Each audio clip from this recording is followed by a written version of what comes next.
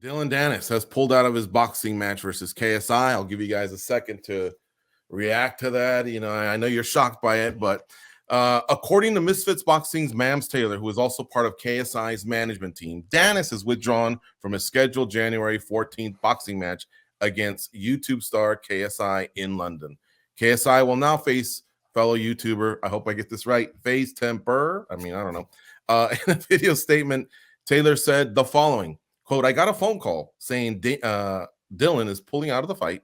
The real reason, from what they said to me, is that he's underprepared and he has no coach, might be struggling with weight. Sorry." End quote. Where are we with this guy? Mike, it's back on you.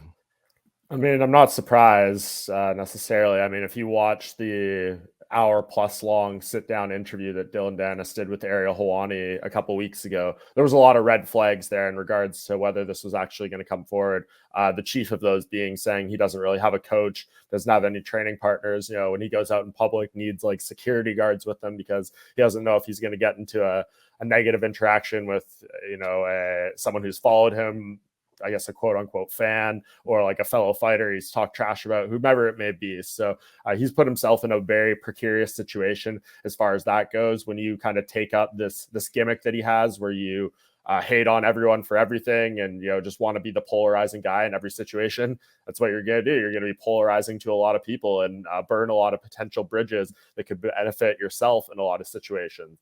I'm not going to sit here and be like, hey, when he signed the contract, he never had any intention of competing in this fight overall. I do think that Dillon Danis at a point, whether that changed over time, wanted to do this boxing match, probably thought he was going to win. He was going to go in there and be able to handle KSI and get, a fat bag of money for it. But it didn't come to pass in this situation. And now it's like, hey, what do you do from here? If you are another promoter of one of these quote unquote celebrity influence or boxing matches, do you trust him again to kind of bring him in and give him an assignment like this where you're going to be putting money down for promotion and things like that? I definitely would have some trepidation there. And then on the MMA side, like Bellator, if they want to welcome him back and book him in a fight, which is what he said in that interview as well, if this fight with KSI didn't happen, I think it was to Chael Sonnen actually, that he would just try to hop on the Bellator card in February or March.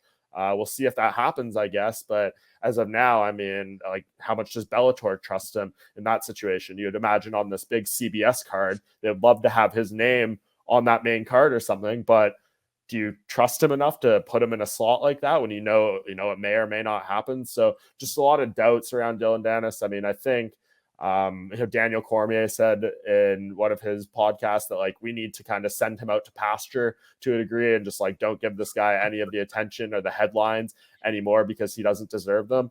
I agree with that in a sense. I would like to see him actually do something real, whether it's fighting or actually paying his Twitter followers the money that he's promised them countless times over. If you retweet this thing, whatever the case may be, I just want to see something real from Dillon Danis going forward. And then we can insert him back into narratives that are actually real. Yeah, exactly. Just do something. Danny, you're next. But by the way, I want to pass something on from Thug Waffle, bro. He says, hey, that's a badass poster behind you.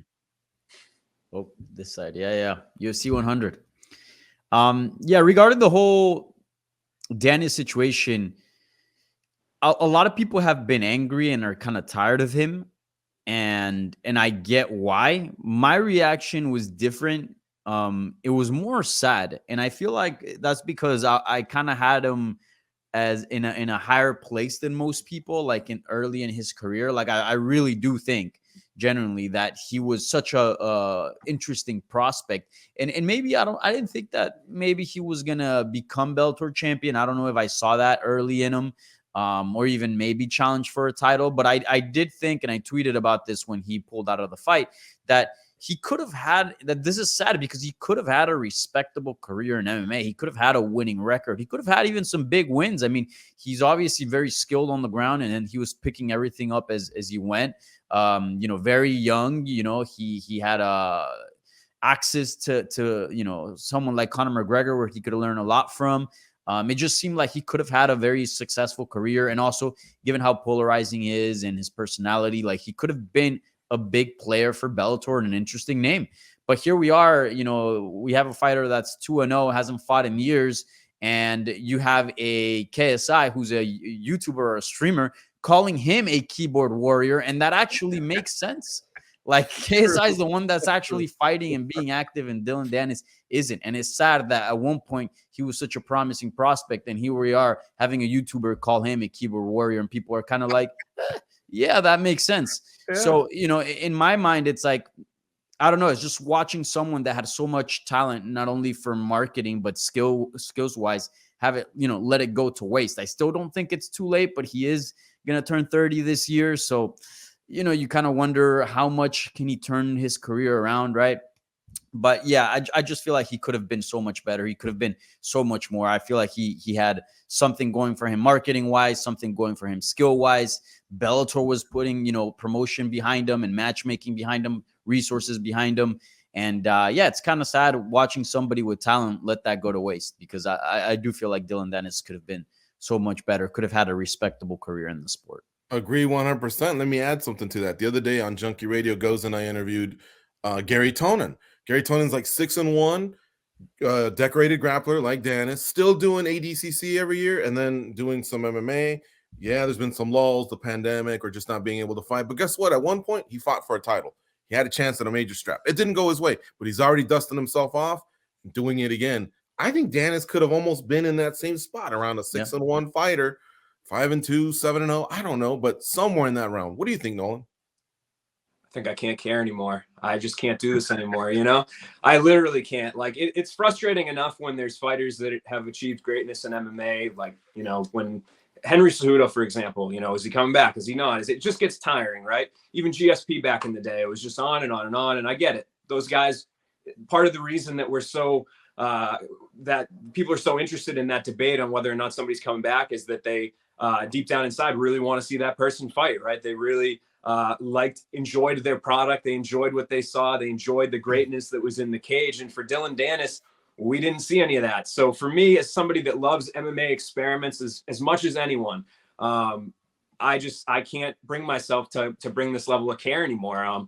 You know, obviously maybe I'm in the minority. I mean, every time we mention the guy's name, people freak out one way or another. He's obviously very polarizing. He attracts a lot of attention. Even still, like with the fact that he has done nothing in recent years, the fact that he is still somebody that people are this invested in is honestly kind of impressive. But I've hit my point of just exhaustion with the whole thing, and it makes me wonder how much our audience is starting to as well.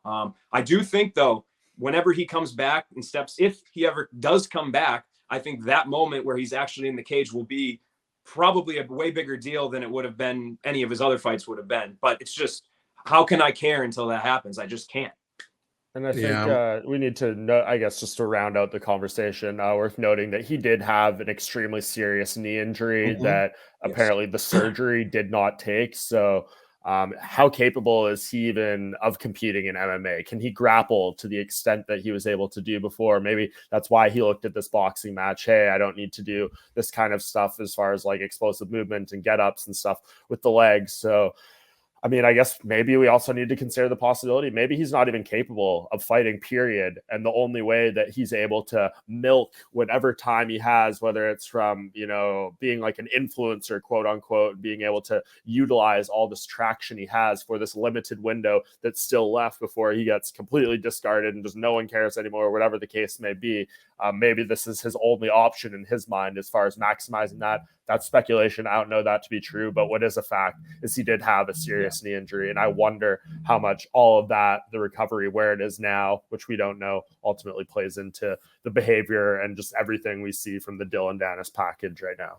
Yeah, and I know he's kind of the black belt that cried wolf here, but for people behind the scenes, people at Bellator who would be very honest about their dealings with him, I know people don't know what they can believe with Dillon Danis, but the knee thing, like Mike said, totally legit, devastating blow, multiple issues with that. So I will not hold that I won't begrudge him for that aspect. He's telling the truth with that. Yeah. The tough part is he says he's good to go though when he has been asked about it. So if that's part of the whole cover up, I don't know, but he better do something because the 15 seconds are running out.